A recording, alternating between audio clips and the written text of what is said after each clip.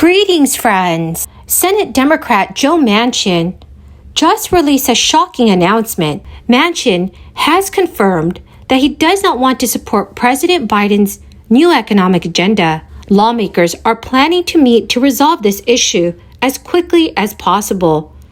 So friends, please make sure you watch until the end of this video to learn about what the current status is of the Build Back Better plan.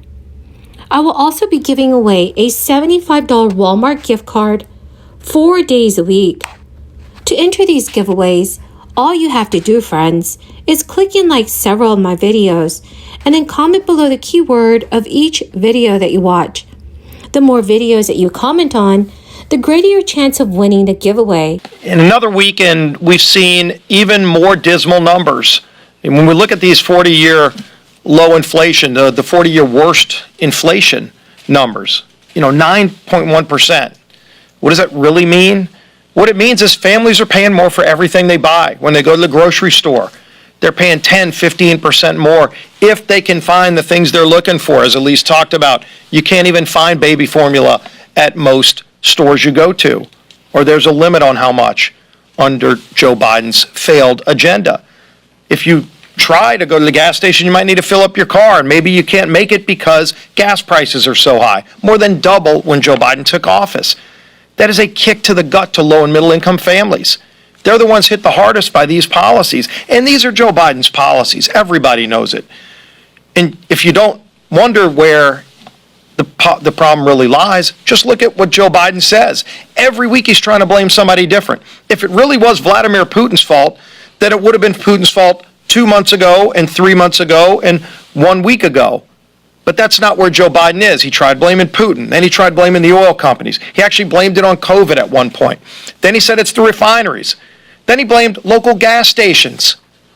The one thing he hasn't done is looked in the mirror and blamed himself.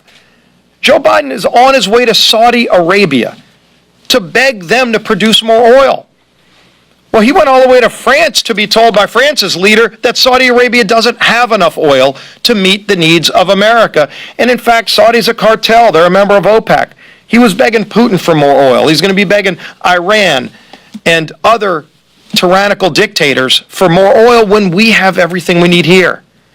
He could just go to Port Fourchon in my district in the deep waters of the Gulf of Mexico, where there are vast reserves that cannot be produced because he won't give permits. West Virginia Senator Joe Manchin has dealt a big blow to President Biden's economic agenda, informing Senate Majority Leader Chuck Schumer that he will only support a reconciliation bill if it lowers prescription prices and extends subsidies for the nation's health care law, which is the Affordable Care Act.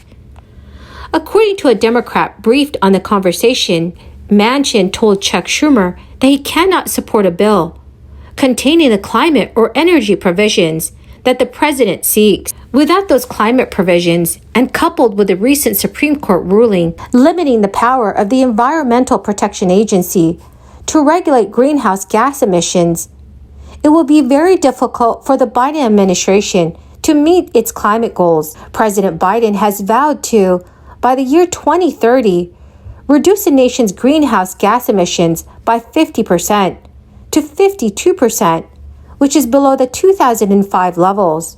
Oregon Democratic Senator Ron Wyden, chairman of the Senate Finance Committee, who has helped craft portions of the bill, said he could not sugarcoat his disappointment at the news. Senator Wyden also stated, "This is our last chance to prevent the most catastrophic and costly effects of climate change. We can't come back in another decade and forestall hundreds of billions in economic damage and undo the inevitable human toll." Senator Manchin also said he will not support provisions to close tax loopholes that are exploited by the wealthiest Americans and corporations to raise revenue that would help extend the solvency of Medicare, which will only be able to pay full benefits until the year 2028 if nothing is done. The Washington Post first reported Senator Manchin's decision.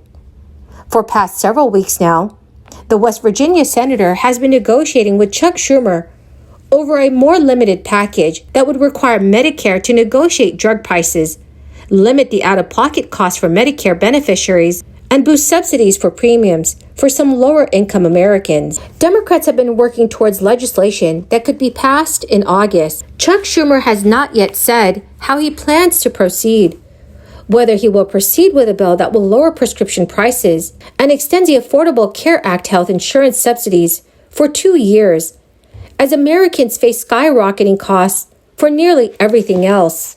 So friends, what are your thoughts on this bill? Please let me know your thoughts in the comment section below. Shoppers paid sharply higher prices for a variety of goods in June, as inflation kept its hold on a slowing U.S. economy. The Bureau of Labor Statistics reported today that the Consumer Price Index, which is a broad measure of everyday goods and services that are related to the cost of living, has soared 9.1% from a year ago. That marked the fastest pace for inflation going back to November of 1981. Excluding volatile food and energy prices, the so-called core CPI increased 5.9%, compared with the 5.7% estimate. Core inflation peaked at 6.5% in March and has been nudging down since then. On a monthly basis, headline CPI rose 1.3%, and core CPI was up 0.7%, compared to respective estimates of 1.1% and 0.5%. Friends, the keyword for this video is Lake Mead. If you would like to enter tomorrow's Walmart gift card giveaway, please click and like several of my videos, and then comment below this keyword, which is Lake Mead, and additional keywords of any video of mine that you watch. And also, friends, please make sure that you are subscribed to my channel. Thank you so much, friends. Taken together, the numbers seem to counter the statements from the White House that inflation has been peaking, as gains were based across a variety of categories. The inflation reading could push the Federal Reserve into an even more aggressive position. Policymakers have struggled to come up with an answer to a situation that is rooted in multiple factors. Federal Reserve officials have instituted a series of interest rate increases that have taken benchmark short-term borrowing costs up by 1.5 percentage points. The central bank is expected to continue hiking rates until inflation comes closer to its 2% longer-run target rate. So friends, what do you think should be done to address the rising inflation?